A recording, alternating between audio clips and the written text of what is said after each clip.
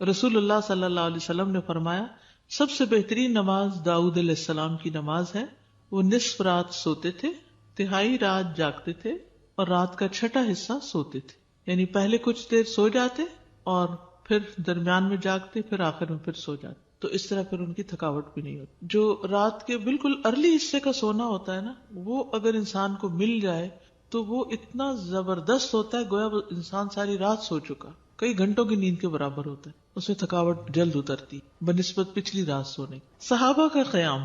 عائشہ رضی اللہ تعالیٰ عنہ سے روایت ہے، انہوں نے فرمایا نبی صلی اللہ علیہ وسلم نے ایک شخص کو مسجد میں قرآن پڑھتے سنا تو فرمایا اللہ اس پر رحم کرے، مجھے اس نے اس وقت فلاں فلاں آیت یاد دلا دی ہے جو میں فلاں فلاں سورت سے بھول گیا تھا. عباد اللہ بن عبداللہ نے حضرت عائشہ رضی اللہ تعالیٰ عنہ سے یہ اضافہ بیان کیا ہے کہ نبی صلی اللہ علیہ وسلم نے میرے گھر میں نماز تہجد پڑھی تو آپ نے عباد کی آواز سنی جو مسجد میں نماز پڑھ رہے تھے. آپ نے فرمایا عائشہ کیا یہ عباد کی آواز ہے؟ میں نے عرض کیا جی ہاں. آپ نے دعا فرمائی اے اللہ عباد پر رحم فرما. کیا خیر خواہی تھی نبی صلی اللہ علیہ وسلم کہ اپنے ساتھیوں کے بارے میں جب سنتے تھے تو وہیں ان کی غیر موجودگی میں بھی ان کے لیے دعا کرتے. تو ابھی آپ نے کہا نا کہ جگہ جگہ روشنیاں، تو یہ صحابہ کے گھروں میں ایسے ہی ہوتا تھا. صحابیات کا قیام. نبی صلی اللہ علیہ وسلم نے فرمایا مجھ سے جبریل علیہ السلام نے کہا کہ حفصہ سے رجوع کر لو کیونکہ وہ بہت روزے رکھنے والی اور بہت قیام کرنے والی ہیں اور بے شک وہ جنت میں آپ کی بیوی ہیں. امام احمد بن حنبل، امام بخاری، حافظ عراقی، یہ سب قیام اللیل کرنے والے لوگ تھے اور ان کے لیے ایسے ہی تھا جیسے کوئی بہت مانوس چیز ہے، یعنی بالکل روٹین کی بات تھی. تہجد کے فائدے. نمبر 1 خیر و بھلائی ملنا. جابر رضی اللہ عنہ سے روایت ہے، کہتے ہیں کہ رسول اللہ صلی اللہ علیہ وسلم نے فرمایا کوئی مرد اور عورت ایسی نہیں کہ رات کو سوئے مگر اس کے سر پہ گریں لگا دی جاتی ہے. بس اگر اس نے جاگتے وقت اللہ کا ذکر کیا تو گرہ کھل جاتی ہے، اگر کھڑا ہوا اور وضو کیا اور نماز پڑھی تو سب گریں کھل جاتی ہیں اور وہ خوش دل ہلکا پھلکا ہو کر بھلائی کو پہنچنے والا ہوتا. یعنی جو لوگ صبح اٹھ کر، یعنی صبح اٹھتے ہی پہلے ذکر کرتے ہیں، اللہ کا دعا کرتے ہیں، اگر تہجد کے وقت اٹھے ہیں تو کون سی آیات پڑھتے ہیں؟ آل عمران کی آخری آیات، ان فی خلق السماوات والارض، اور پھر وضو کرتے ہیں، نماز پڑھتے ہیں تو ان کی ساری گرہیں کھل جاتی، بالکل فریش ہو کر ریلیکس ہو کر دن کا آغاز کرتے ہیں. اور اگر نماز مس ہو جائے تو بوجھ تلے آ جاتے. اسی طرح نفس میں چستی آتی ہے ورنہ سستی اور خباثت نفس کے اندر آتی ہے. لا علاج مرض سے شفا ملنا. امام ابن قیم کہتے ہیں قیام اللیل حفظان صحت کے اسباب میں سب سے زیادہ نفع مند ہے، یعنی صحت کی حفاظت کے لیے سب سے اچھی چیز ہے اور بہت سے لا علاج امراض کو روکنے والے امور میں سے سب سے زیادہ روکنے والا ہے اور جسم، روح اور دل کو بہت چاق و چوبند رکھنے والا ہے. یعنی لا علاج مرضوں کا علاج ہے قیام اللیل. دل کا علاج. یحییٰ ابن معاذ کہتے ہیں دل کا علاج 5 چیزوں میں ہے. نمبر 1 تدبر کے ساتھ قرآن پڑھنا. نمبر 2 پیٹ کو خالی رکھنا، یعنی بہت زیادہ نہ کھانا. نمبر 3 قیام اللیل. نمبر 4 سحری کے وقت اللہ کے سامنے عاجزی اور انکساری کرنا. نمبر 5 نیک لوگوں کی مجلس میں بیٹھنا. دل کو خوشی ملنا. عطا خراسانی کہتے ہیں جب آدمی رات کو تہجد کے لیے اٹھتا ہے تو خوشی کے ساتھ صبح کرتا ہے اور اس قیام کی وجہ سے اپنے دل میں مسرت محسوس کرتا ہے، اور اگر اس پر نیند غالب آ جائے اور وہ اپنے ورد سے سویا رہ جائے تو غم کی حالت میں صبح کرتا ہے کہ آج میرے تہجد میں سو گئے، اور اس کا دل ٹوٹا ہوا ہوتا ہے گویا کہ اس کا کچھ کھو گیا ہو، کیونکہ اس نے اپنے نفع مند کاموں میں سب سے زیادہ مفید کام کو کھو دیا، یعنی قیام اللیل کو. رزق ملنا. ابن قیم کہتے ہیں 4 چیزیں رزق کو کھینچ لاتی ہیں. نمبر 1 قیام اللیل. نمبر 2 سحری کے وقت استغفار کی کثرت. نمبر 3 صدقے کا خیال کرتے رہنا. نمبر 4 دن کے شروع اور آخر میں اس کا ذکر کرنا، یعنی صبح شام کی دعائیں ہیں یا اذکار ہیں. چہرے پر نور آنا. حسن بصری سے پوچھا کہ رات کو تہجد پڑھنے والے سب لوگوں سے زیادہ حسین چہرے والے کیوں ہوتے ہیں؟ انہوں نے کہا اس لیے کہ وہ تنہائی میں رحمان کے ساتھ گفتگو کرتے ہیں اور اللہ انہیں اپنا نور پہنا دیتا ہے. لوگوں کی محبت ملنا.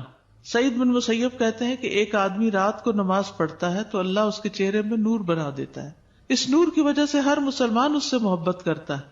جب اس کو ایسا شخص دیکھتا ہے جس نے اسے پہلے نہیں دیکھا ہوتا تو وہ کہتا ہے بے شک مجھے اس آدمی سے محبت ہے، یعنی دیکھتے ہی اس کے دل میں اس کی محبت آتی ہے. کوئی ایک فائدہ بتائیے مجھے، کیا فائدہ تہجد پڑھنے کا؟ خوشی ملنا. دل کا علاج. لا علاج مرضوں سے حفاظت. رزق ملنا. نفس میں چستی آنا. لوگوں کی محبت ملنا. چڑچڑا پن دور ہوتا ہے، برداشت پیدا ہوتی ہے. تو جس میں برداشت پیدا ہو جائے تو پھر بہت سے اس کے دوست بن جاتے ہیں. اب دیکھیے کہ پچھلی پہر رات کو اٹھ کے صاف ستھرا ہو کے، نبی صلی اللہ علیہ وسلم کا طریقہ کیا تھا کہ آنکھ کھلتے مسواک کرتے تھے.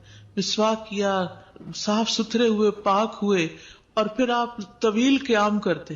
اب کیا کہتے ہیں، کھڑے ہو کے آفس میں کام کریں، اسٹینڈنگ آفیسز بن رہے ہیں. ہاں، یعنی قیام کی حالت میں کمپیوٹر استعمال کرے. تو یہ قیام اگر کسی نے صبح صبح ہی کر لیا ہو، اور پھر نبی صلی اللہ علیہ وسلم کے قیام جتنا ہی ان کا رکوع بھی ہوتا تھا، اتنی دیر آپ جھکے ہوئے، اتنی دیر آپ کا سر سجدے میں پڑا ہوا، صحت ہی صحت ہے، ایکسرسائز ہی ایکسرسائز ہے. فجر سے تھوڑی دیر پہلے اٹھ کے قیام کرنا، میں نے کسی لیکچر میں یہ سنا تھا کہ مطلب ٹھیک ہے آپ یہ تو کرتے ہیں، لیکن یہ بیسیکلی وہ قیام اللیل نہیں ہے، یہ کچھ اور ہی چیز ہے. نہیں، ایسا کچھ نہیں. دیکھیے یہ اور کیا ہے، مطلب ان کا کہنے کا مطلب یہ تھا کہ ہم جیسے یہ سست لوگوں کے لیے ہے کہ اچھا چلو فجر سے ذرا سا پہلے اٹھ کے کر لیا، ورنہ بیسیکلی رات کی ڈیپ میں اٹھیں اور اس وقت کریں. وہ تو بالکل ٹھیک ہے. جیسے بہترین قیام جو ہے وہ داؤد علیہ السلام کا ہے، جو اٹھتے تھے پھر پڑھتے تھے پھر لیٹ جاتے تھے، آدھی رات کے بعد اٹھتے تھے، پھر ایک تہائی کے بعد پھر وہ چھٹا حصہ جو تھا پھر دوبارہ سو جاتے تھے. لیکن یہ کہ عشاء کے ساتھ بھی ایکسٹرا نوافل سے بھی چاہے نہ بھی سوئے ہوں وہ بھی قیام ہوتا ہے. یعنی رات کے نوافل چاہے اول حصے میں پڑھ لیں، چاہے درمیان میں، چاہے آخر میں. ہاں یہ ایکسٹرا بات ہے کہ جس کام میں جو جتنی مشقت کرتا ہے اس کا اجر اتنا ہی زیادہ بڑھ جاتا ہے. آخری وقت میں اٹھنے والوں کا کم ہے اور پہلے اٹھنے والوں کا زیادہ ہے obviously. لیکن آخری حصہ لاسٹ 1/3 جو ہے اس میں اللہ تعالیٰ آسمانی دنیا پر آتے ہیں، تو وہ اس لحاظ سے زیادہ بہتر. اور سحری کا وقت جو ہے اس کی دعائیں قبول ہوتی ہیں. تو اس لیے اس وقت کو یہ نہیں سمجھنا چاہیے کہ یہ صرف سستی کا وقت ہے، بلکہ بڑے اجر کا وقت بھی ہے. اور پھر یہ جو ہم کہتے ہیں نا کسی کو چلو 10 منٹ پہلے اٹھ کے پڑھ لو، یہ صرف اس لیے کہتے ہیں کہ ایک دو پڑھیں گے مزہ آئے گا، پھر 10 کے وہ پیچھے اور 10 چلے جائیں گے. بگننگ بھی ہے، بالکل اسٹیپ بائی اسٹیپ، تھوڑا تھوڑا. ورنہ ایک دو دن تو جذبات میں آ کے اٹھیں گے تو پھر چوتھے دن پھر سوچ پڑے ہوں گے. تہجد کا وقت عشاء کے بعد سے طلوع فجر تک، عشاء کے بعد سے طلوع فجر تک نبی صلی اللہ علیہ وسلم نے فرمایا اللہ نے تمہیں مزید ایک نماز عطا کی ہے جو کہ وتر یعنی تہجد ہے، اسے نماز عشاء اور نماز فجر کے درمیانی وقفے میں پڑھ لیا کرو. ٹھیک ہے نا، یہ سلسلہ صحیحہ کی حدیث ہے. کب سے کب تک ہے تہجد کا وقت؟ عشاء کے بعد سے فجر تک. اٹھنے کا بہترین وقت مسند احمد کی روایت ہے، ابو مسلم سے روایت ہے کہ میں نے ابو ذر رضی اللہ عنہ سے پوچھا رات کے کس حصے میں قیام کرنا سب سے افضل ہے؟ ابو ذر رضی اللہ عنہ نے کہا میں نے بھی رسول اللہ صلی اللہ علیہ وسلم سے اسی طرح سوال کیا تھا جس طرح تم نے مجھ سے کیا. آپ نے فرمایا رات کے پچھلے پہر، یا رات کے پچھلے پہر یا نصف رات میں، لیکن ایسا کرنے والے بہت تھوڑے ہیں. یعنی مشکل ہے نا آدھی رات کو اٹھنا. آپ مثلا سوئے ہیں 10 بجے اور 12 بجے پھر اٹھ جائے تو مشکل ہوگا. رات کے آخری حصے میں قیام کرنا. جابر رضی اللہ عنہ سے روایت ہے، انہوں نے کہا میں نے نبی صلی اللہ علیہ وسلم کو فرماتے ہوئے سنا تم میں سے جسے یہ خدشہ ہو کہ وہ رات کے آخر میں نہیں اٹھ سکے گا تو وہ وتر پڑھ لے پھر سو جائے، اور جسے رات کے قیام کا یقین ہو وہ رات کے آخر میں وتر پڑھے، کیونکہ رات کے آخری حصے میں قرات کے وقت حاضری دی جاتی ہے اور یہ بہتر ہے. ٹھیک ہے، تو رات کا آخری حصہ بھی اچھا ہے. آخری پہر دعاؤں کی قبولیت کا وقت بھی ہے. عمرو ابن ابسہ سے مرفوعاً روایت ہے کہ رات کی نماز 2 رکعت ہے اور رات کے آخری حصے میں دعا سب سے زیادہ قبول ہوتی ہے. رات کے آخری حصے میں دعا سب سے زیادہ قبول ہوتی ہے. نبی صلی اللہ علیہ وسلم کے اٹھنے کا وقت. مسروق سے روایت انہوں نے کہا میں نے عائشہ رضی اللہ عنہا سے پوچھا کہ نبی صلی اللہ علیہ وسلم کو سب سے زیادہ کون سا عمل پسند تھا؟ انہوں نے فرمایا وہ عمل جو ہمیشہ ہوتا رہے. میں نے کہا آپ رات کو کب اٹھتے تھے؟ انہوں نے فرمایا جب مرغ کی آواز سنتے تو اٹھ جاتے. اب دیکھیے اس کو گھڑیاں نہیں تھی، لیکن اللہ نے نیچرلی یعنی کہ ایک وقت تہجد کا جو تھا اس میں مرغ اذان دیتا ہے تو وہ بھی ایک الارم کی طرح ہے. آپ کو پتہ ہے کراچی کا تو کچھ نہ پوچھیں، اس لیے کہ فرسٹ ٹائم کراچی میں میرے ساتھ یہ ایکسپیرینس ہوا کہ رات کے وقت کبے بول رہے ہیں، رات کے وقت کبے بول رہے تھے.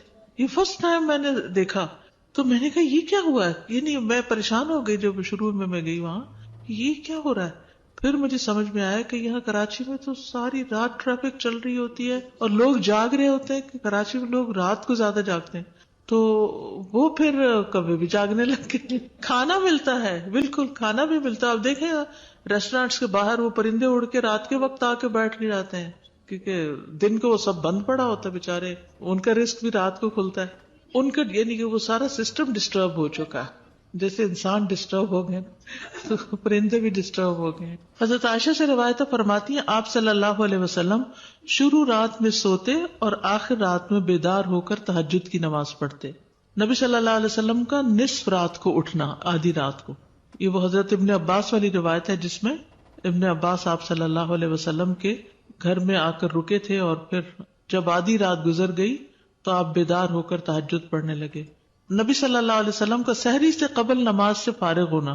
حضرت عائشہ کہتی ہیں کہ جب سحری کا وقت ہوتا تو میں نبی صلی اللہ علیہ وسلم کو اپنے پاس سویا ہوا ہی پاتی، یعنی آپ تہجد پڑھ کے دوبارہ سو جاتے تھے.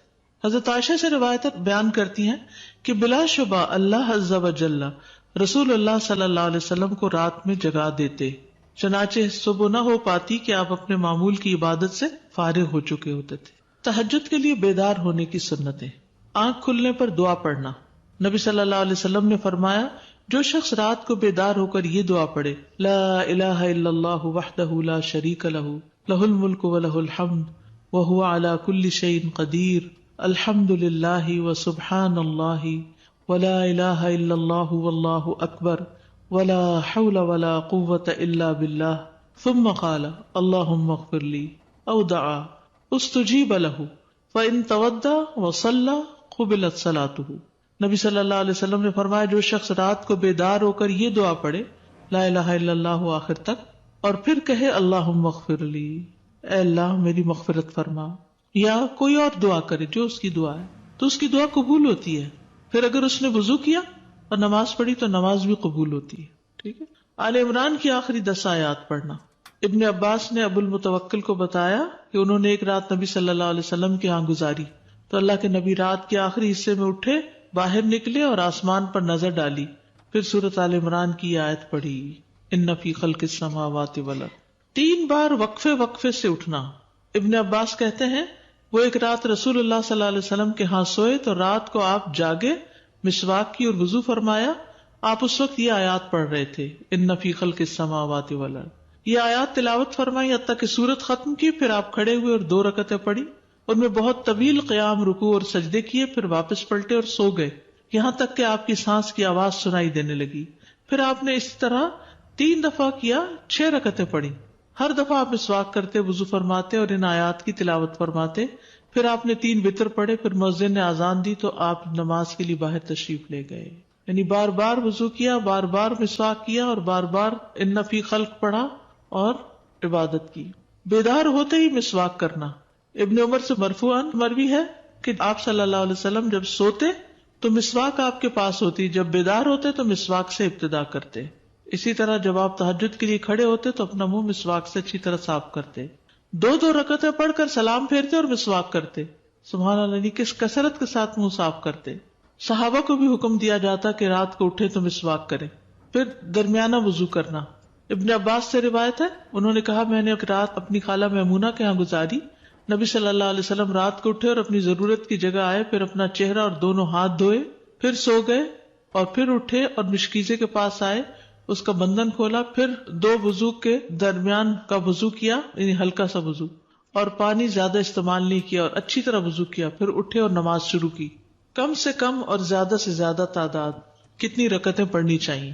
ٹھیک ہے، یہ بھی بڑا اہم سوال ہے. اکثر لوگ پوچھتے ہیں تہجد کتنی رکعتیں، تو یہ ظہر اثر وغیرہ کی طرح مقرر رکعتیں نہیں ہیں، اس میں وسعت ہے. ٹھیک ہے، کم سے کم اور زیادہ سے زیادہ تعداد. ابن عثیمین کہتے ہیں نبی صلی اللہ علیہ وسلم سے رات کی نماز کے متعلق سوال کیا گیا تو آپ نے فرمایا رات کی نماز 2 رکعت ہے، مثنا مثنا، اور آپ نے اس کو کسی تعداد کے ساتھ متعین نہیں کیا. آپ نے یہ نہیں فرمایا 4 ہے، 6 ہے، 8 ہے، 10 ہے، نہیں. کیا فرمایا؟ 2 ہے. تو جب نبی صلی اللہ علیہ وسلم نے اس کے لیے کسی گنتی کو متعین کیے بغیر کیفیت کو واضح کر دیا تو اس سے معلوم ہوا کہ نماز کا معاملہ اس بارے میں وسعت رکھتا ہے، یعنی اس میں کافی گنجائش ہے. انسان 100 رکعتیں بھی پڑھ سکتا ہے اور 1 رکعت کے ساتھ اس کو وتر بنا سکتا ہے. تو اصل بات یہ کہ انسان جتنی طاقت پاتا ہے اتنی رکعتیں ادا کر لے. ٹھیک ہے، ابن باز رات کی نماز کی تعداد کے متعلق کہتے ہیں کہ یہ بات ہر انسان کی طاقت کی طرف لوٹتی ہے، اور نبی صلی اللہ علیہ وسلم 11 رکعت ادا کرتے اور 2 رکعت پر سلام پھیرتے. آپ علیہ الصلوۃ والسلام اپنی قرات، اپنے رکوع اور اپنے سجدوں کو لمبا کرتے تھے، اور قیام اللیل کو 2 ہلکی پھلکی رکعتوں کے ساتھ شروع کرتے تھے. سب سے بہتر یہی ہے، اور اگر وہ 3، 5 یا اس سے بھی زیادہ پڑھتا تو کوئی حرج نہیں. ہر ایک اپنی طاقت کے مطابق ادا کرے گا، اس میں کوئی حد نہیں. لیکن سب سے افضل صورت 11 رکعت نماز پڑھنا ہے، 8 تہجد اور 3 وتر. نبی صلی اللہ علیہ وسلم کا رمضان اور غیر رمضان میں 11 رکعت سے زیادہ نہ پڑھنا. ابو سلمہ بن عبد الرحمن سے روایت ہے، انہوں نے عائشہ رضی اللہ تعالیٰ عنہا سے پوچھا، اور یہ صحیح مسلم کی روایت ہے، کہ رمضان میں رسول اللہ صلی اللہ علیہ وسلم کی نماز کیسے ہوتی تھی؟ انہوں نے جواب دیا، رسول اللہ صلی اللہ علیہ وسلم رمضان اور اس کے علاوہ دوسرے مہینوں میں فجر سے پہلے 11 رکعتوں سے زیادہ نہیں پڑھتے تھے. شیخ البانی کہتے کہ صحیح نص کے ذریعے رسول اللہ صلی اللہ علیہ وسلم کے فعل سے قیام اللیل کی رکعات کی تعداد 11 ثابت ہے، اور جب ہم اس میں غور کرتے ہیں تو ہمارے لیے انتہائی واضح طور پہ ظاہر ہو جاتا ہے کہ آپ اپنی پوری زندگی اس گنتی پر قائم رہے، خواہ رمضان ہو یا اس کے علاوہ آپ اس سے زیادہ نہیں پڑھتے تھے. جہاں 13 کی بات آتی ہے نا تو وہ 2 سنت فجر کی بھی شامل کر لیتے ہیں. حضرت عائشہ سے روایت ہے، نبی صلی اللہ علیہ وسلم رات کو 11 رکعتیں پڑھتے، 8 رکعتیں تہجد اور 3 وتر. کبھی 9 رکعتیں بھی پڑھی ہیں آپ نے، ٹھیک ہے، کبھی 7 رکعتیں بھی ادا کی ہیں آپ نے، اور 7 سے کم نہیں پڑھی، یعنی 6 پڑھ کے 1 وتر کیا ہے، 7 سے کم نہیں پڑھی اور 13 سے زیادہ نہیں پڑھی. رکعات کی ادائیگی کا طریقہ کیا ہے؟ 2 کر کے پڑھنا. حضرت عبداللہ بن عمر سے روایت، انہوں نے کہا ایک آدمی نے پوچھا کہ اللہ کے رسول رات کی نماز کیسے ادا کی جائے؟ آپ نے فرمایا رات کی نماز 2 رکعتیں ہیں، جب صبح ہونے کا اندیشہ ہو تو 1 وتر پڑھ لو. جب آپ تہجد پڑھتے تو ہر 2 رکعتوں کے بعد سلام پھیرتے اور 2 ہلکی رکعتوں سے آغاز کرتے. زید بن خالد جوہنی سے روایت ہے، انہوں نے کہا میں آج رسول اللہ صلی اللہ علیہ وسلم کی نماز کا مشاہدہ کروں گا، یعنی رات کی نماز کا. میں نے دیکھا کہ آپ نے 2 ہلکی رکعتیں پڑھی، پھر 2 انتہائی لمبی، بہت ہی زیادہ لمبی رکعتیں ادا کی، پھر 2 رکعتیں پڑھی جو ان 2 لمبی رکعتوں سے ہلکی تھی، پھر 2 پڑھی جو پہلے والوں سے کم تھی، پھر 2 پڑھی جو اپنے پہلی والی رکعتوں سے کم تھی، پھر 2 رکعتیں پڑھی جو اپنی پہلی والی رکعتوں سے کم، پھر وتر ادا کیا. یعنی سب سے پہلے 2 ہلکی، پھر 2 خوب لمبی، پھر 2 اس سے کچھ کم، پھر اس سے کم، پھر اس سے کم، پھر اس سے کم، اس طرح. لیکن آپ کی یہ جو رکعتیں تھی بہت خوبصورت اور بہت طویل ہوتی تھی. حضرت عائشہ کہتی ہیں ان کی خوبصورتی اور ان کی طوالت کے بارے میں مت پوچھو. پھر 4 رکعتیں پڑھتے، ان کے حسن، ان کی طوالت کے بارے میں نہ پوچھو. پھر 3 رکعتیں پڑھتے، یعنی 4 کے بعد تھوڑا سا بیچ میں وقفہ، پھر لمبے سجدے کرتے تھے. حضرت عائشہ کہتی ہیں کہ رسول اللہ صلی اللہ علیہ وسلم رات کو 11 رکعات پڑھتے تھے، یہ آپ کی رات کی نماز تھی. اس میں آپ اتنا طویل سجدہ کرتے کہ اپنا سر اٹھانے سے پہلے تم میں سے کوئی 50 آیتیں پڑھ لے. تہجد میں قرات، لمبی قرات کی فضیلت صحیح مسلم میں ہے.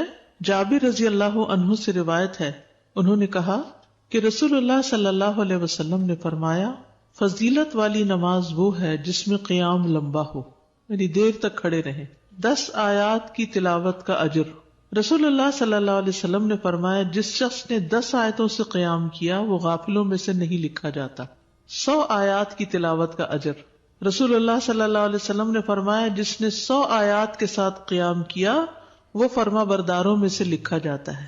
رسول اللہ صلی اللہ علیہ وسلم نے فرمایا جس نے رات کی نماز میں 100 آیات کی قرات کی اسے غافلین میں نہیں لکھا جاتا اور اسے فرما برداروں میں لکھ لیا جاتا ہے.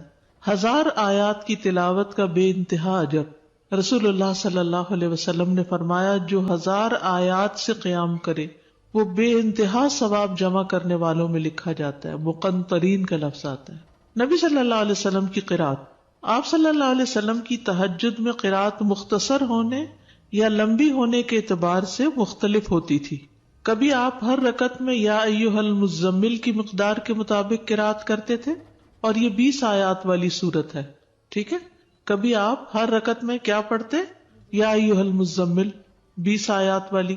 کبھی 50 آیات کے برابر قرات کرتے تھے، اور کبھی کبھی سورۃ البقرہ اور آل عمران اور النساء بھی. تو اس سے ہی پتہ چلتا ہے کہ اس میں کوئی لگا بندہ قاعدہ نہیں کہ اتنی ضرور قرات کی جائے، حسب حالت کم یا زیادہ کی جا سکتی ہے. لیکن obviously جتنی کریں گے پھر اس کا اجر اتنا ہی مختلف ہو جائے گا. نبی صلی اللہ علیہ وسلم کا قیام لمبا ہوتا تھا. عبداللہ بن مسعود سے روایت ہے، وہ کہتے ہیں میں نے ایک رات نبی صلی اللہ علیہ وسلم کے ہمراہ تہجد پڑھی تو آپ کافی دیر کھڑے رہے، حتیٰ کہ میں نے ایک برے کام کا ارادہ کیا. ہم نے کہا آپ کا کیا ارادہ تھا؟ انہوں نے فرمایا میں نے یہ ارادہ کیا کہ میں نبی صلی اللہ علیہ وسلم کو قیام میں چھوڑ کر خود بیٹھ جاؤں. تھک گئے ہوں گے. ایک ہی آیت کی مسلسل تکرار. حضرت عائشہ سے مروی ہے، انہوں نے کہا کہ نبی صلی اللہ علیہ وسلم نے ایک رات قرآن کی ایک ہی آیت سے قیام کیا، یعنی ایک آیت بار بار پڑھتے رہے، بار بار پڑھتے رہے. اور وہ کیا آیت تھی؟ ان تعذبہم فانہم عبادک وان تغفر لہم فانک انت العزیز الحکیم. اگر تو ان کو سزا دے تو بے شک وہ تیرے ہی بندے ہیں، اور اگر تو معاف کر دے تو بے شک تو ہی غالب بڑی حکمت والا ہے. یعنی یہ تو تجھ پر، یعنی کہ ایک طرح سے رحم ہی کی درخواست کر رہے ہیں کہ تیرے بندے ہیں، تو رحم فرما دے ان پر. اسی طرح سورۃ الاخلاص کی تکرار، بار بار ایک ہی سورت. پھر اسی طرح جہری اور سری دونوں طرح سے قرات کرنا جائز ہے. آپ چاہیں تو تہجد میں بلند آواز سے تلاوت کریں، چاہیں تو دل میں پڑھیں. غزیف بن الحارث سے روایت ہے کہ میں نے عائشہ رضی اللہ تعالی عنہا سے کہا کیا آپ نے دیکھا کہ رسول اللہ صلی اللہ علیہ وسلم قرآن اونچی آواز سے پڑھتے تھے یا خاموشی سے؟ فرمایا کبھی اونچی آواز سے پڑھتے، کبھی دھیمی آواز سے. میں نے کہا اللہ اکبر، تمام تعریف اللہ کے لیے جس نے اس معاملے میں وسعت رکھی. اب یہ اختلاف نہیں، کیا ہے؟ وسعت ہے. ابو ہریرہ سے روایت ہے، وہ بیان کرتے ہیں کہ نبی صلی اللہ علیہ وسلم رات کو کبھی بلند آواز سے اور کبھی دھیمی آواز سے قرات کرتے. ابن عباس کہتے ہیں کہ نبی صلی اللہ علیہ وسلم کی قرات اس قدر بلند ہوتی کہ صحن میں بیٹھا آدمی سن سکتا تھا جب آپ گھر میں یعنی کمرے میں ہوتے تھے. حضرت عائشہ سے مروی ہے کہ ایک شخص رات کو اٹھا اور قرات کرنے لگا. اس نے اپنی آواز بلند رکھی. جب صبح ہوئی تو رسول اللہ صلی اللہ علیہ وسلم نے فرمایا اللہ فلاں پہ رحم فرمائے، اس نے رات مجھے کتنی ہی آیتیں یاد دلا دی جو میں بھول چکا تھا. تو بعض اوقات اونچی قرات سے دوسرے لوگوں کو فائدہ ہو جاتا ہے جو آس پاس ہوتے ہیں. درمیانی آواز میں قرات.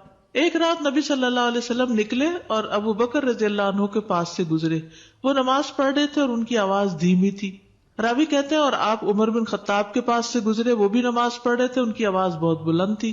کہتے ہیں جب وہ دونوں نبی صلی اللہ علیہ وسلم کے پاس اکٹھے ہوئے تو آپ نے فرمایا اے ابو بکر، میں تمہارے پاس سے گزرا، تم نماز پڑھ رہے تھے اور تمہاری آواز دھیمی تھی. انہوں نے کہا اللہ کے رسول، میں نے جس سے مناجات کی اسے سنایا، یعنی جس سے میں بات کر رہا ہوں اس کو تو دھیمی آواز بھی سن جاتی. کہتے ہیں پھر آپ نے عمر سے کہا میں تمہارے پاس سے گزرا اور تم بلند آواز سے نماز پڑھ رہے تھے. انہوں نے کہا اللہ کے رسول، میں سوتے کو جگا رہا تھا اور شیطان کو بگا رہا تھا. بس نبی صلی اللہ علیہ وسلم نے فرمایا اے ابو بکر، اپنی آواز کچھ بلند کیا کرو، اور اے عمر، تم اپنی آواز کچھ دھیمی رکھا کرو. درمیانی چیز. لیکن یاد رکھیے کہ دوسرے کو اذیت نہیں دینی چاہیے. اگر کوئی سو رہا ہے اور وہ چاہتا ہے کہ ہم اونچا نہ پڑھیں تو پھر اونچا نہ پڑھیں. یا کوئی اور بھی تہجد پڑھ رہا ہے، یعنی ایک ہی کمرے میں ہسبینڈ وائف دونوں پڑھ رہے ہیں اور دونوں ہی اپنی اپنی اونچی کر رہے ہیں تو کسی کی کوئی بات سنائی نہیں دے گی. ابو سعید کہتے ہیں کہ رسول اللہ صلی اللہ علیہ وسلم نے مسجد میں اعتکاف فرمایا. آپ نے لوگوں کو سنا کہ اونچی آواز سے قرات کر رہے تھے. آپ نے پردہ ہٹایا اور فرمایا خبردار، بے شک تم سب کے سب اپنے رب سے مناجات کر رہے ہو، مگر تم میں سے کوئی دوسرے کو ہرگز ایذا نہ دے، کوئی کسی کو تکلیف نہ پہنچائے، اور قرات میں اپنی آواز دوسرے پر بلند نہ کرے. یا فرمایا نماز میں، یعنی دو لوگ پڑھ رہے ہیں تو کوئی ایک دوسرے سے اونچا کرنے کی کوشش نہ کرے، اپنی اپنی نماز پڑھی جائے. ٹھیک ہے، اس میں وسعت ہے. اونچی آواز سے پڑھ سکتے ہیں اور نیچے سے، لیکن پسندیدہ کیا ہے؟ درمیانی آواز سے پڑھنا. لیکن اگر کوئی اور ساتھ پڑھ رہا ہو، مثلا آپ نے دیکھا ہوگا کہ بعض اوقات آپ پڑھتے ہوئے بھول جاتے ہیں اگر بیچ میں کوئی اور کسی بھی چیز کی آواز آ رہی، تو اس صورت میں اگر دوسرے ہوں تو ان کی رعایت کرنی چاہیے. اس وسعت کا فائدہ یہ ہے نا، جیسے سجدے کی دعائیں یا رکوع کی یا اور اسی طرح کی، تو کبھی ایک پڑھ لے کبھی دوسری پڑھ لے تو اس سے نماز کے اندر ایک خوبصورتی رہتی ہے، ایک توجہ رہتی ہے. شیطان سے بچنے کے لیے اللہ کی پناہ لینا. ابو سعید خدری بیان کرتے ہیں کہ رسول اللہ صلی اللہ علیہ وسلم جب رات کو قیام فرماتے تو اللہ اکبر کہتے، پھر سبحانک اللہم و بحمدک و تبارک اسمک و تعالی جدک و لا الہ غیرک کہتے، پھر 3 بار لا الہ الا اللہ کہتے، 3 بار اللہ اکبر کبیرہ کہتے. اس کے بعد اعوذ باللہ السمیع العلیم من الشیطان الرجیم من ہمزہ ونفخہ ونفثہ پڑھتے. بخشش طلب کرنا. ربیعہ الجرشی سے روایت ہے، کہتے ہیں کہ ایک مرتبہ میں نے عائشہ رضی اللہ عنہا سے سوال کیا تو میں نے کہا کہ رسول اللہ صلی اللہ علیہ وسلم جب رات کو قیام کرتے تو کس چیز سے آغاز فرماتے؟ انہوں نے کہا کہ آپ 10 مرتبہ اللہ اکبر کہتے، 10 بار سبحان اللہ، 10 بار لا الہ الا اللہ، 10 بار استغفر اللہ، اور 10 مرتبہ یہ دعا اللہم اغفر لی واہدنی وارزقنی، اور پھر 10 بار یہ دعا اللہم انی اعوذ بک من الضیق یوم الحساب، دنیا کی تنگی سے دعا مانگنا۔ شریک حوزنی کہتے کہ میں ام المومنین عائشہ رضی اللہ عنہا کے پاس گیا اور ان سے پوچھا کہ رسول اللہ صلی اللہ علیہ وسلم جب رات کو اٹھتے تو کس چیز سے ابتدا کرتے؟ انہوں نے کہا تحقیق تو نے مجھ سے ایسا سوال کیا جس کے متعلق تجھ سے پہلے مجھے کسی نے نہیں پوچھا۔ آپ جب رات کو اٹھتے تو 10 بار اللہ اکبر کہتے، 10 بار الحمدللہ کہتے، 10 بار سبحان اللہ و بحمدہ کہتے، 10 بار سبحان الملک القدوس کہتے، 10 بار استغفر اللہ کہتے، 10 بار لا الہ الا اللہ کہتے، 10 بار اللہم انی اعوذ بک من ضیق الدنیا و ضیق یوم القیامہ، اس میں قیامت کی تنگی کا بھی ذکر آتا ہے اور دنیا کا بھی۔ پھر اسی طرح آپ اللہم اغفر لی واہدنی وارزقنی وعافنی بھی 10 دفعہ یہ اللہ اکبر الحمدللہ سبحان اللہ اور استغفر اللہ کرنے کے بعد یہ پڑھتے تھے۔ پھر سجدے کی دعا